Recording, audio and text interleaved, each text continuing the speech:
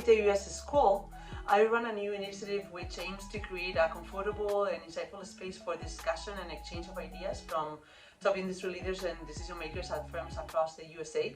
And so I've been talking with industry leaders and inspiring role models to gain a better understanding of talent acquisition procedures in US-based companies and the expectations set for new hires. So after all this insightful information that I've been able to gather, I'm convinced that through our conclusions you can get a sneak peek into what top firms are looking for an ideal candidate. Gold info, right? First thing they look for in a portfolio is that you are telling a story. A progression of a story and the explanation of your thought process within the project. Like, why did you design that project a certain way? What led you to make that design move? The outcome respond to a concept carried out from beginning to end.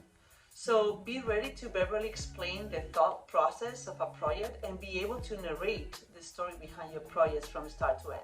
Now that I'm intensively involved with the Architect US Selection Committee in the screening process of all the international architects that sign up for our Job as J1 visa program, I can state without reservation that if the thinking, the problem, and the solution are provided clearly, then it makes a strong portfolio. The second thing that they look for is that ideally your goals and previous work should in some way align with the firm's work. You might have the best skill set, but if you're not in line with what the firm's design style is like, you won't be seen or stand out as a strong candidate, that's for sure.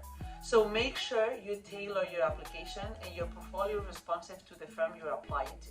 This is really, really important. I don't know how many times I've reiterated this throughout the different videos that I've recorded for you guys. And the third thing they highlight is that, it's a pretty interesting one, is that you cannot overcrowd your portfolio with information. So condense your work down to what you feel is the most concise and representative images and add minimal text to provide context.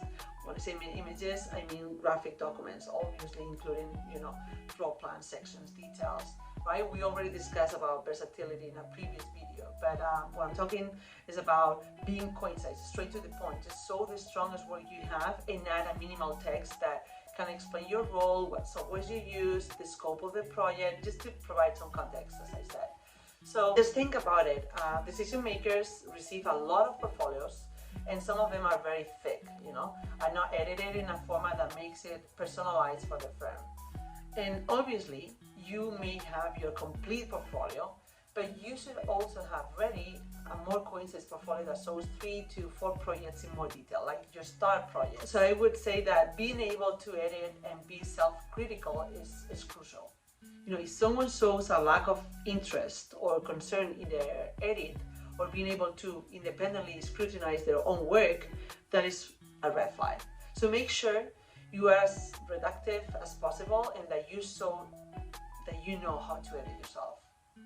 This is it. Share this with any arch friend that you think might need these tips and subscribe for more. See you next week.